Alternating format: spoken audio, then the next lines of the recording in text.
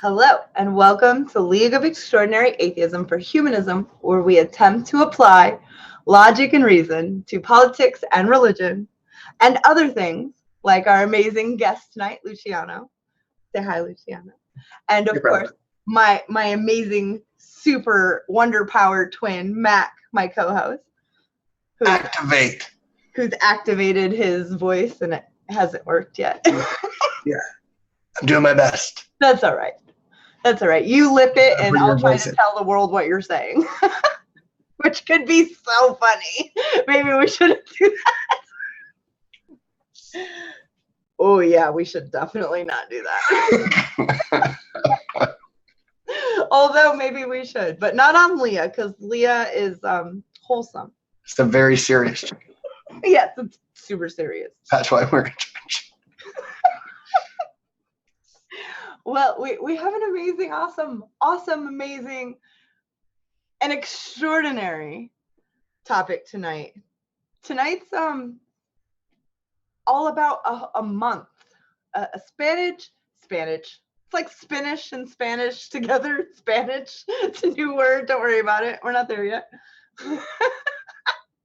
Spanish Heritage Month, which is an amazing thing. We have an entire month where I think that every single night Americans should be learning a little something about what makes this country such a huge Spanish cultural phenomenon. I mean, as far as country goes, I learned this year that out of all the countries in the world, America is second in the world for Spanish speakers. Yeah. That's amazing. That's amazing. I didn't know that. So I didn't. Yeah, I didn't know that. That's huge. That's huge. And the fact that I don't speak Spanish is sad. I think about it a lot. My partner, my girlfriend and I have talked about it a lot. Like, we really think that we should start at least a few nights a week learning how to speak the second most popular language, the second most spoken language in this country. So we have an amazing guest tonight to help share the cultural heritage with us, Mr. Luciano. Explain yourself. Hi, everyone. So this is Hispanic Heritage Month, and I am lucky enough to be able to come on and talk about this. I am someone who does a whole lot of Hispanic Heritage Month work every year.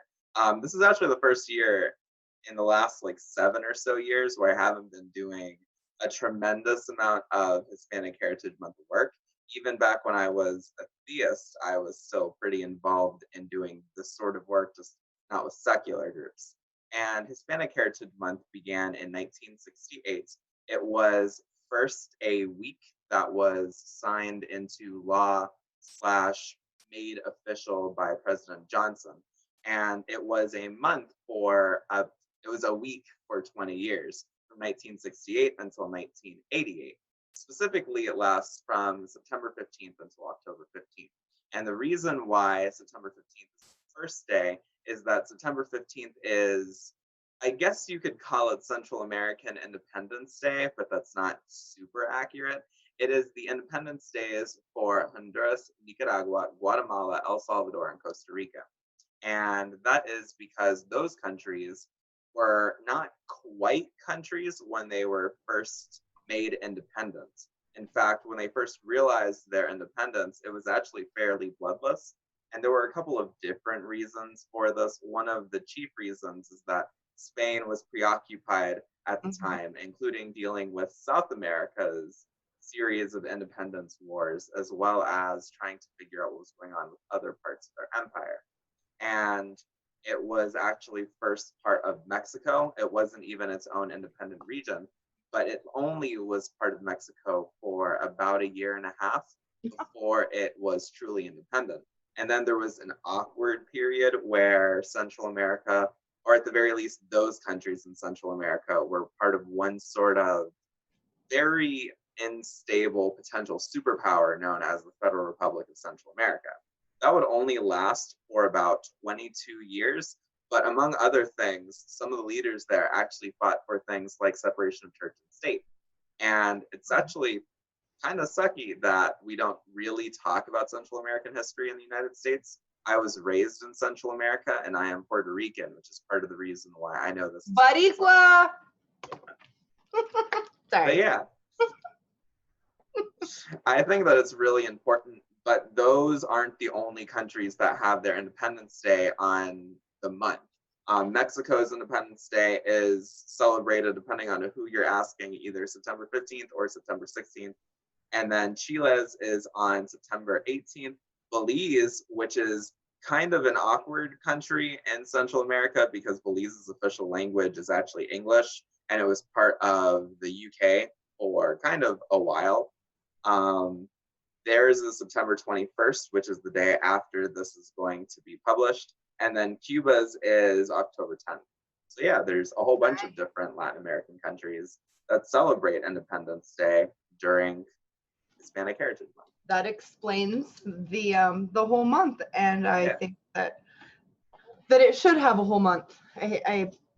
The Americas, this huge stretch of land, would not be anything like we recognize today without all of the beautiful Spanish people and heritage and traditions and languages and dances and music. And I would say that as if you took from the very bottom of Argentina up to the top of Canada, the majority would be Spanish.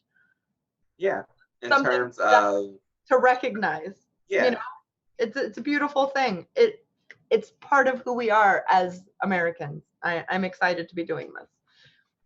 I'm really happy that I have a chance to talk about this. Now I do a lot of work with secular Hispanic organizations. I am the co-chair of the Latinx Humanist Alliance, which is one of the social justice alliances for the American Humanist Association. I am on the board of directors of the Hispanic American Freethinkers, which was the first national Hispanic secular nonprofit in the United States. And I'm also one of the administrators for the Secular Latino Alliance, which is probably the most well-known of all of those groups, just because we don't just do work with United States Hispanics and Latinx people, but we also work with international organizations as well. That's pretty awesome. It really is. And that you're so young and a part of this. Quick question, out of all of the people that you meet and work with involved in these organizations, do you see that they are around your age? No, actually. It's really funny because when I first started getting involved with secular organizations, a lot of the people were my age, but the more I work with Hispanic organizations, the more I find that I am actually one of the younger people, which you would think wouldn't be the case just because of the way that like demographics work. But I am definitely the youngest person I'm the youngest person in a leadership position in all of the organizations I work for. Yeah. I love it. I love it. I think there's so much to be, and I'll just speak for myself. I love learning things from people who have 20, 30, 40, 50 years on me. They have 50 years more knowledge. And I love that also that you're such a youngin' involved in this, which will encourage many more young people, even younger than yourself. You know, if that's not handed down from these people who you said you're the youngest, if it's not handed down to someone, then it just goes away. So it's important, very important. Yes. Thank you. I'm actually also the youngest. I know that when I first joined Pathos, I was the youngest writer there. I'm pretty sure that's still the case, but I'm not entirely sure now because like I'm a graduate student, and since I wear so many hats, sometimes I wear other hats less than others. Yeah. I haven't been writing half as much as I used to. I also haven't been making YouTube videos as often as I would like, which is very disappointing. But I'm a graduate student and I work full time if I count all the jobs that I have. So, right. Yeah. Well, you can't help change the world unless you're equipped to. And I think that that's what you're doing, is making sure you get the tools to put in your belt, you know, for along the way of being the, we just have to get you a cape. I tell Mac all the time, I want a gosh darn cape. I'll send you a cape. I want a cape so bad. I want a LEAH cape with the inside of it to be the galaxy, and then the outside to say LEAH with the whole. Yeah, I would wear it all the time. Call me whatever you want, but I sure would. Nerd. Yeah. But when I do have grandkids, Not to say it. and I have my cape on and we're building forts, I will be the coolest grandma ever. So I'm totally looking forward to that. Not being a grandma soon, but when it does happen, yeah, not trying to hurry it, but when it does, oh, it's going to be so much fun. And my cape will be a necessity. I mean, I don't disagree. Right, exactly. You definitely need one too. You go to show up to your next leadership meeting and be like, hold on, you tie it on, flip it back. And then, all right, meeting may begin. I bet you have everyone's attention. I'm like Dr. Strange, but with glasses. That's the goal. It's awesome. Love it. Yeah. I actually think that Hispanic Heritage Month is a really neat thing. I think that the ways people talk about Hispanic Heritage Month is also very interesting, because a lot of people don't know the differences between the words Latin American and Hispanic. And they actually mean very different things. A lot of the people they describe are the same, but if you're talking about Hispanic, according to one definition of Hispanic, anyone who speaks Spanish can be Hispanic. And that's actually a very interesting concept to me, because when I think about Hispanic, I think about it the way Americans or estadounidenses think about it, which is people from Latin America who speak Spanish, not anyone who speaks Spanish. And now when I think about it, I'm just like, all right, no, I should think about it the academic way. I'm just like, there's a lot more people, because in Latin America, not everyone speaks Spanish. Even if you were born and raised in Latin America, it's entirely possible that you could speak English, that you could speak French, or that you could speak an indigenous language, or Portuguese. And if you speak Portuguese, you're not Hispanic, unless you also speak Spanish. Wow. That's a really important thing to point out. My wife and I were talking about that before the show. And I was just like, I didn't know any of that. So, and I'm sure I'm not the only one here. And I think part of that is because I'm white as fuck. I mean, honestly, same. That's another thing. And I don't speak Spanish. People don't realize that you can be Hispanic and you can be white, which is what I am. I'm Puerto Rican, but my family was originally Italian. So there have been points in my life when I'm just like, how Latino am I? But then I realized that I was raised in Latin America. Spanish is my first language, even though English is my preferred language now. And I studied the history of Latin America. If you have to earn Latinidad, which is the basic concept of what it means to be Latino, I feel like I've probably earned my stripes. Yeah, you've got your stripes for sure. Yeah, I think so. The other thing I was going to say, though, which you had already mentioned, is that we really don't get any Hispanic, excuse me, or Latino history in our education system, right? Yeah, it's just not there, and it's not it's not just Hispanic. It's we know it goes deeper than that. Yeah, or more hollow, I suppose. But yeah, I think it's because Christy had said that it's really interesting how you are so young and you are so involved in this and so many other things, just in the secular community and in the Hispanic. Excuse me, I'm a lot of trouble speaking. But even though you're so young, when you're so involved, you really get to soak up a lot of information. You get to learn a lot about this heritage, and I think that's really, really, really awesome. Not just because of the sentiment, but because even if there are people who are older than you, that doesn't necessarily mean they have 15 more years of knowledge or 30 more years of knowledge, because a lot of people don't learn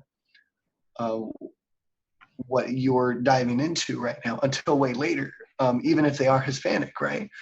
Because the lack of education that we provide here, and a lot of other ignorant reasons that have to do with politics and religion both. But I don't know if you have anything to say on that, but thought I'd give it for education, I do. I don't know why I never even, till just a minute ago, we do not have a Latin or Spanish or Latina or Cuban or nothing. We have no education in this country where you open your textbook and it's going to be, let's learn about Latin America as Americans. But I never had that. Both my daughters finished school. They never had that. And I'm thinking right now how fucking absurd that is. That's absurd. And why I never thought of it. That's my last name is Santiago. I have not a drop of Puerto Rican blood in me, except for when I was pregnant. Then I had a Puerto Rican baby in me. But that's different.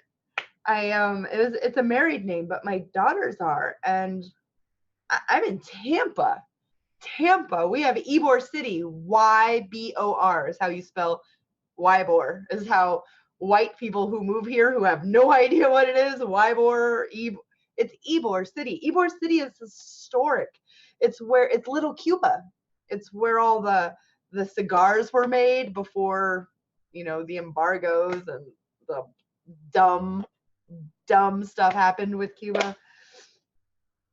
There really should be education. And, I am not satisfied with our Black History Month at all. I don't feel like it encompasses even a portion of what it should. But at minimum, both my kids and myself came home from school knowing that there is education that they could further look into. There's not an inkling of that for Spanish.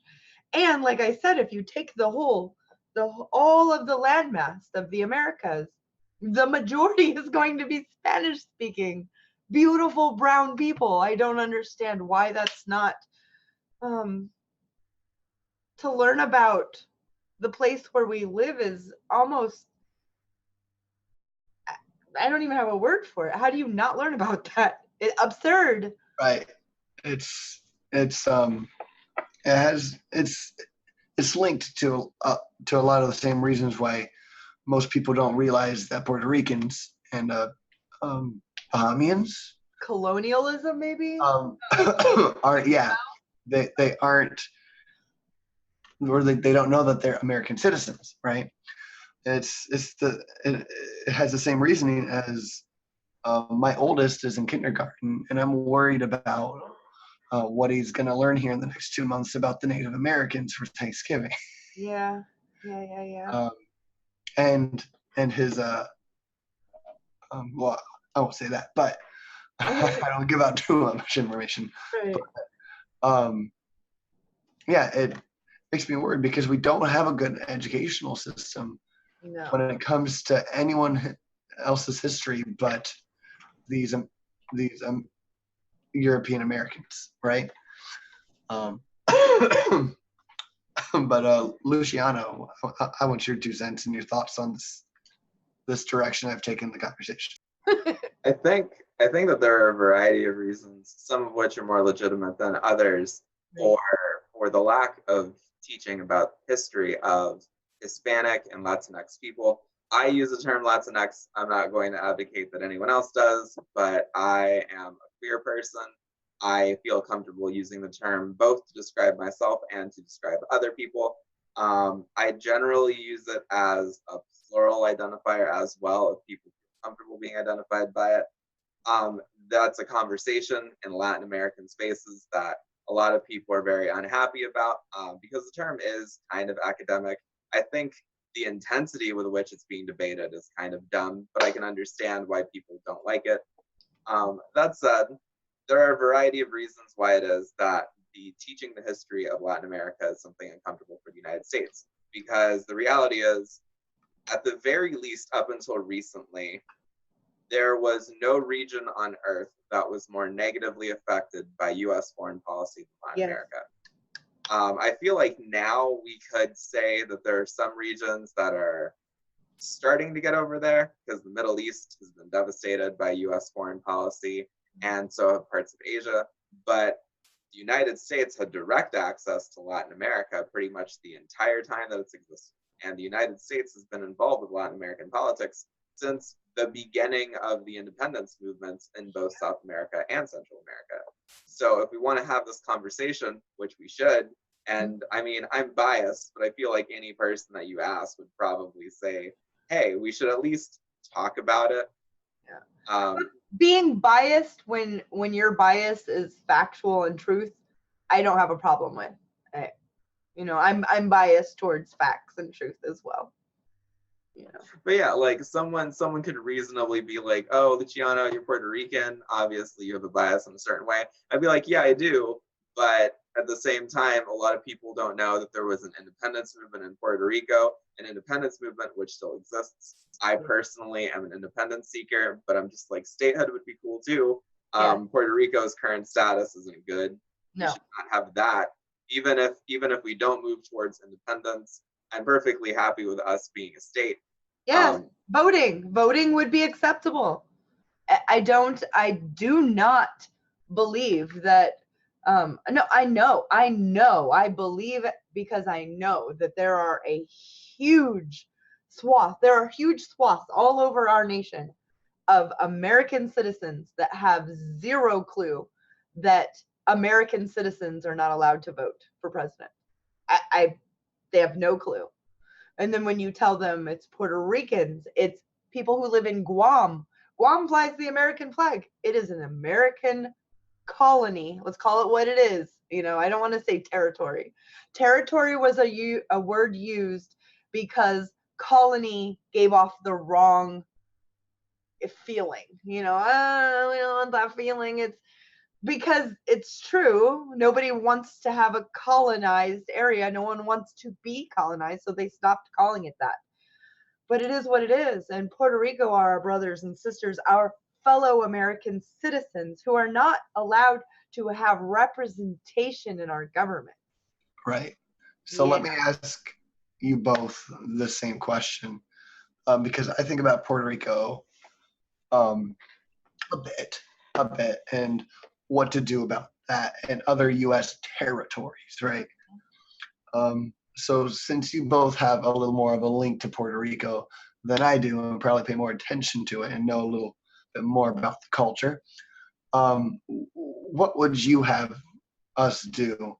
Because I can think in terms of myself, if I am a politician with the power to decide, should Puerto Rico become a state, or should we grant it independence, or should we keep it how it is?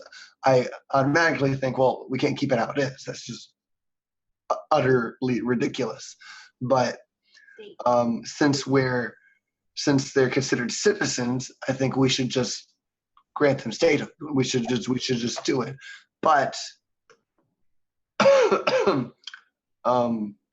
what's your thoughts? Should we? I mean, I think it's obvious we should let Puerto Ricans choose their fate, right? Yes. But first and foremost, yes. Yeah. Yes. Autonomy is so important. Yes. Right. But what's your thoughts? Just more than that. I'm gonna mute myself. So I think that we should have the same approach to DC. I didn't hear that. I'm sorry. Oh, we should have the same approach. I'm going to abdicate an approach right now, but I'm going to say first and foremost, we should apply this approach to all of the territories. So the U.S. Virgin Islands, American Samoa, Guam, Puerto Rico, and DC. All of these places should be given a legally binding vote. Unfortunately, the U.S. Constitution has mechanisms for allowing new states, and it would not be this simple if we were to actually, if they were to vote and say, hey, we want to become states. That's not how it works. That can be a part of the process. It can be, but it's actually not required, which is kind of weird. It's kind of weird that we don't have to ask for consent from the place we want to annex. We only have to ask for consent from the people that are already our elected officials. But I mean, that's just me, not a colonialist. Well said. Yes. Yes, I do not think the colonizers should be the sole voice on the future of a people who have been colonized. I think that that's like letting the slave owner control the slaves once they've been set free. And I know that's hyperbolic, but it's also, that's what it is. I think that their autonomy is the utmost importance. And I'm not a citizen of Guam or any of America's colonies, because that's what they are. But I'm also on the colonized side. I'm on the human side. I'm on the side of humans that should have a say in the government they pay taxes into. They should have a say in the flag that they pledge allegiance to every day. They should have a say because they can sign up for any of our military departments and go die for this country, but they can't vote who leads this country. And I'm adamant. I don't need my mind changed on that. I think that it's disgusting. It's gross. There's not a word that's gross enough for that.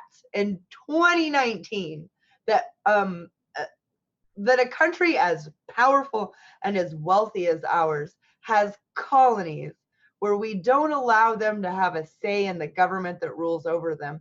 And the fact that many of my fellow brother and sister citizens haven't a clue, to me makes me feel depressed, and that we have so much more work to do than I thought when I woke up that morning. But we do. Doesn't change the fact that all of that's true. I wouldn't even know, honestly, where to tell someone to go look if they wanted to educate themselves on this and how to be a part of making change happen. Do you? So I can think of some sources. I am a Central American historian, and to clarify, that does not mean I am a historian from Central America. That means that I am a historian of Central America.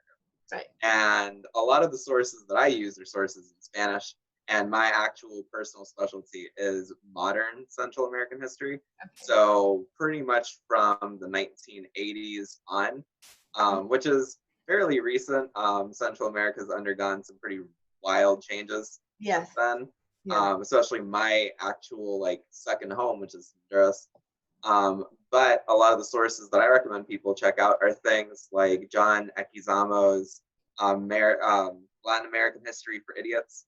So good.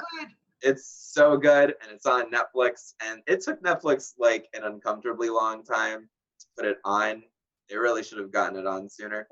But that's one of my favorite sources for people who have just a passing interest in Latin American history. What's it called who wants again? learn more.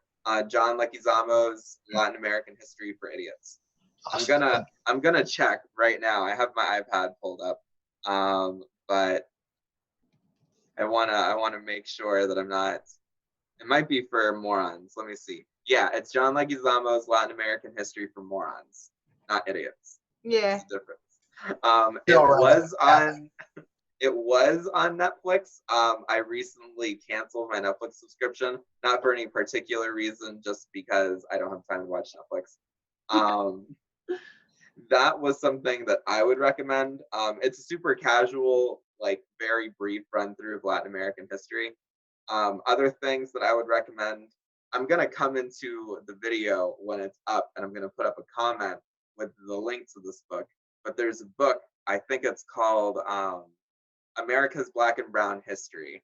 And it was a book that came out in 2018 that very intelligently talks about the history of both Black people and Hispanic people, as well as Afro Latinx people and Indigenous people in the United States. It's a history book, but it's very casually written, so you don't have to be like a historian to be able to understand all the stuff that's going on in it. I can't remember the author off the top of my head, unfortunately, but those are like the two big sources I would recommend for people who want just a casual look. Um, if you all ever want to have a conversation about like in-depth Hispanic history, I'm super down for that, but this probably isn't the place. Yes. Yes. And then, I mean, if your specialty is 1980s and on, Iran-Contra is a massive block of injustice, of evil. I don't believe in magical thinking and evil. However, I cannot think of another word after I've done all my research on Iran-Contra. No matter how much I learned, it's like an evil movie. Like what you, someone who writes horror movies, the most evil that you could think of. I don't know how Central America can heal after that without the United States being a part of that healing. I'm sorry. I wasn't a part of it, but yikes. Yeah. And that's another thing. I don't think that many huge swaths of this nation even understand Iran-Contra, even understand that illegally, against sanctions, this nation secretly sold weapons to raise money for drugs and death squads and murder and rape and evil. And the whole reason was to stop left movements, to stop humanist movements, to stop the Sandinistas. Yeah, I think that until we, as American citizens, can read it with an open mind of these are the facts that happened. I don't care what side, what political. I don't care. Just read it with, let me find out what happened. And then once you've grasped and wrapped your mind around what happened, just the facts, if that doesn't change your mind on a lot of things, I don't know. I can't comprehend that type of mind, because when I read facts from any history, from around any part of the world, where there are policies that secretly or out in the open were applied and their outcome was intended, for mass murder, for rape. Whenever I read these things, which happen a lot in human history because we're capable of some very atrocious behavior, I always come away with, what can I learn from this? And how do we let everyone know this happened? And then how Iran-Contra is not even in our history books in this country. Not even in it. There are mentions of the words, but nobody goes into it. I had to find out all of this on my own as an adult. My mom is a Reagan. Like, Reagan was the best president. My mom was going to young conservative meetings in the 90s when she was in her early 30s and I was, 14, 15, 16. This is what she was doing. And I don't think, I know she didn't know. I know she didn't know, because even as a Christian church-going conservative, she would not have been okay with her tax dollars going to raping other Christians, no matter what color their skin was. She just wouldn't have been okay with it. And if the sole purpose of a particular group of men was to go out and rape, that was their job, to ensue terrorism, to rape, to scare. I know she wouldn't have been okay with it. So then I use that for kind of like a blanket of the majority of humans would not be okay with that. And that just nails it to me that people don't know. That just like ensues in my mind that people just don't know, because if they knew, they would not be. How could you be okay with it? So that's another thing is education. It goes right back to the same education. You're involved with a lot of organizations, many organizations. Are any of them talking about starting education, and how would you get it even into textbooks? And then how could I be a part of that? So the Hispanic American Free Thinkers, HAFRE, actually does do some education work. We have given out scholarships to Hispanic STEM students. And the reality is, like, Latinx people live in a culture. I'm using that term kind of loosely because that's kind of like, I'm kind of making like a sort of super culture of all Hispanic and Latin American people. But a lot of Hispanic people in the United States who go to college and pursue higher education are pressured both by cultural forces and by the society that we live in to go into STEM careers, which are really important. But HAFRE recognized that, and HAFRE has done work to give out scholarships to students both in Virginia and in other states. But HAFRE is personally based in Virginia. It's just that the work they do everywhere. Okay. That's probably the big education thing. Other groups that I'm a part of want to do education work, but that takes time and energy, and it also takes like leaders on the ground as opposed to digital people doing digital organizing and activism.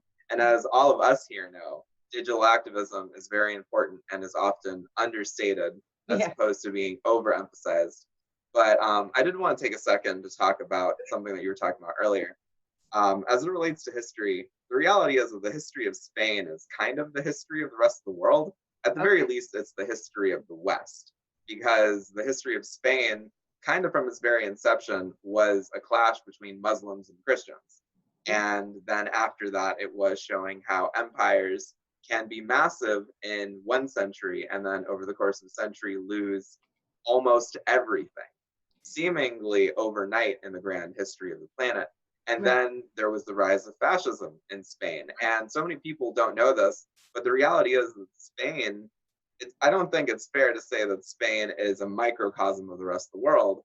But if someone only looked at Spain's most important moments, I can understand why they would have that perception. Okay. And that's actually a really important thing, especially because the history of how the United States relates to all of this is not very well known. We fought a war against Spain that's hardly in our textbooks, despite the fact that after it, we became a literal empire. Like, that was the moment that cemented our history in the global stage. Our defeat of Spain was Spain's probably final moments as an empire, and it was our very first. And the fact that we don't know about that, the fact that odds are the average American wouldn't be able to tell you that the Philippines for almost 50 years was a part of the United States, and also the Philippines was part of Spain, is kind of almost a crime against humanity for how ignorant it shows our education system to be when it comes to this part of the world. Purposefully ignorant. Yeah, like, I think they would call that indoctrination, but you can, indoctrination doesn't necessarily always have to be false information. It can be complete omission. You know, there's so many things that I didn't know. Mac and I talk about often, like, we didn't, I went to school, I paid attention, I never heard a lick of most of the things that I know now. I think that that was on purpose. I also didn't learn that the Philippines had fought so hard for their independence, and we were fighting against it like, oh hell no. But this little island won. They won their independence. It's so many lives were lost just to fight for their independence. You know, it's definitely worth looking into for anyone who hasn't looked into all that Luciano just spoke of, because it's it plays a huge part in the American Empire's history and how we got to where we are. The stories, the congressmen that talked about the Philippines when this war was going on is so gut-wrenching disgusting. You know, that they're barbaric apes. They don't even wear shoes. There's no reason. We cannot let the American people know that they are winning, because, you know, here we with our battle gear and our amazing weapons, and, you know, here are these epithet, nasty word, trope, whatever you want to say. Here are these nasty words for these people, and we can't let these, I can't even say them. They make my skin crawl, you know. And they won. And I'm I'm a proud American. It's also okay to be a proud American and be proud that they won their independence. It really, Absolutely. it really is important. Now, we've done everything we can since then to make sure that they do not become a first world. And you know, Philippines is one of those countries that I think should also have a spot in Hispanic Month. I really do. They have their own language that is from Spanish and from different Asian dialects. They have these different traditions that are a mix of all these different religions and all these different. They're like a stew. A stew, a goulash of different traditions and languages and peoples, and Spanish is definitely huge in that. Guam is has another story, a huge story, and Guam didn't win. Yeah. As you were saying about that stew, though, Yeah. which I love stew. I actually advocate for stew, but I think more cultures should be like that. Yes. Because I feel like a lot of Americans claim that that's what we are, right? We have such diversity, but we have much less than what you're describing in the Philippines. So. Yeah, in many areas of this nation we do. We have very and even that, you know, there's not an area of this country that is just one heritage. I don't care what they say. They might be German for 100 generations. However, Germany hasn't always been Germany. A long time ago, it was something else. And if you have this German heritage, and let's say you live, Idaho, I don't, you know, a northern country in this, a northern state in this country, and your family says that they are, you know, but this is our heritage, we're German, this is our heritage. If you go through and look at all of the things you celebrate, you're going to find that they didn't all come from there. And that's actually a beautiful thing. I think that as someone who isn't and doesn't have Spanish blood running through me, I love to be able to and I don't need a month for it, but I like that there is a month where I can say, oh, wow, it's Spanish Heritage Month. And I'm speaking this as a white privileged woman in America. Take that time for myself and for other people, but for myself, well, let me see. What don't I know? Let's look into it. Ask questions. I've been taking notes this whole time, because if you say something where I'm like, oh, I didn't know about that book, I'm going to write it down. Because why shouldn't I take the month that is scheduled for learning about Spanish heritage and freaking learn about some Spanish heritage? I think that that's cool. I think that I try to do that whenever I hear about something I haven't heard about before. I don't need a month for it. Whenever I have a conversation with someone and they mention something that I had no clue about it, I write myself a note and I go learn about it. Now, I understand that that's coming from privilege, and many people don't have the time or even a computer or bootstraps to pull themselves up, fine.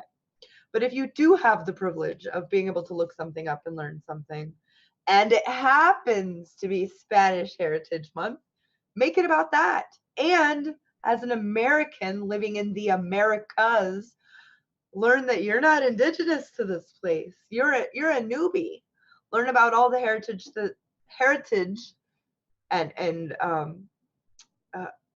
traditions that were here. I mean, Texas used to be part of Mexico. There's just so much, that has changed, that we have so much to learn for and be thankful for. There's so many traditions that we as Americans enjoy during the holidays, during spring, that I'm sure many of them don't even realize come from Spanish traditions, which why wouldn't you want to celebrate those things? I think that enriches, for me, that enriches my life. When I see a handmade blanket by someone I follow who does indigenous blankets, I think I would love to have that, that this person is doing this tradition that their great in 1312 started doing in this land that I live in now. To me, that's so cool. I don't have to be a part of it or have it handed down for me to be like, look at this, and this comes from this culture, and this is why they do it, and this was. I love that stuff. So I appropriate cultures all the time, all the time. Yeah. You're an extraordinary humanist, Christy. Yes, except I don't do blackface. Just putting that out there. Yeah. No. No. Why don't you appropriate that way? There's something called Is that not appropriate? Minstrel shows kind of ruin that for me. And for all white people, by the way. Just putting that out there. Yeah. So, anyways, this was a lovely conversation. I think we should wrap it up soon. You sound like Bernie Sanders. An hour. To let you know, Mac. Drawing on that big Vermont energy. Thank you. Exactly like Bernie Sanders. Yes. And your eyes look very beautiful and blue tonight. Oh, thank you. Yes, of course. Oh, shucks. I like coming on here. I always get compliments. Yeah. Well, you're just so adorable. You're a doorbell. A doorbell. Ding I'm dong. very close to a doorbell right now, actually. Yeah. It must be rubbing off. I don't know. Whatever. Gonna make it some weird joke and rubbing off on me or me rubbing off on it, and or rubbing it out, I think is what I heard. Hey, self-love. We're about it. Ding dong. Okay. We're about it. Yes, Luciano. If you want to make sure that we got the Latin America history for morons, and then America's Black and Brown history, which is a book. I haven't finished the history for morons, but I'm not too far from the end. Yeah. But I did not know about this book, and I will be looking into that. That was like, I'm gonna see. So when the video is published, I'm ESL, and usually it doesn't show, but I'm very tired. When the video is like up before it's actually published, I'll try and come in and leave a comment with the actual name of the book, because that was like, I know it was something like that, but I can't remember the exact name. Okay. This happens to me often, and then when it's published, I just go underneath and yeah. It's fine. It's fine. People are pretty forgiving if you're coming from a humanist channel on a humanist channel. Yeah. If they're meanie heads, we're like, you're a meanie head. And then we move on. So it's a bit merciful. Yes. Tell everyone where they can find you. Yes, please remind. Yes. So hi everyone. I'm Luciano Joshua Gonzalez Vega. I run Luciano's Logic. I try to pronounce my name, I guess, the correct way whenever I'm like on other people's channels, but it's really weird because like my videos, I talk to myself in them and I just say it the lazy way. But you say it the pretty way. I say it the white way. I mean, it's an Italian name because like my family is Italian before we moved to Puerto Rico. So like But yeah, I also write for Pathos. I write the blog called Sin God. My Twitter is Luciano Writes. It's not spelled the same way that it's pronounced. There are C's, not CH's. Although the proper pronunciation does actually have the CH sound. But Say it the proper way real quick for us. Luciano. Luciano. I love it. I have a friend who works at a restaurant that I go to frequently, and every time he sees me, he's like, Luciano.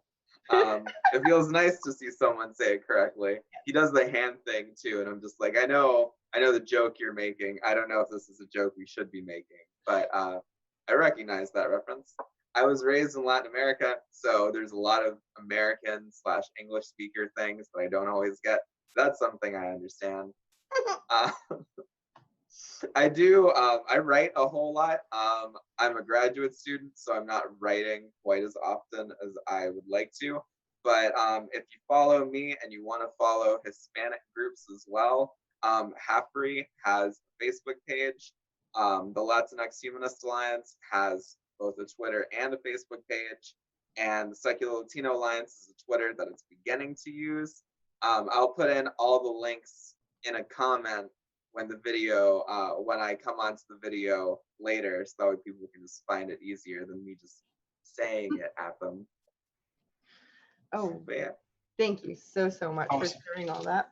Yes, thank you. Yes. And I wanted to say, Luciano, that you are such an extraordinary humanist, and we're so proud to have you on. Thank you. Very much so. Happy to be here. So we're going to post this basically tomorrow. Yeah. So Friday afternoon. So everyone knows our normal show will not be a normal show tonight at 10:30 p.m. Eastern time. If you guys do not know, a fellow YouTuber, a friend of ours, Strike, he passed away in a car accident the other day. So our show is going to be dedicated to him and the community. So please come join us. We're just going to be sharing memories and talking about our good friend who passed away. And everyone's welcome. Yes, everyone is welcome. Everyone is welcome. Make sure you follow at Nacha Witness, our producer of the show. He's the one really organizing the show. Our Lord and Savior. Yes, very much so. He does exist, it would seem. So make sure you follow him if you want to come on and talk with us, or make sure you add him during the show.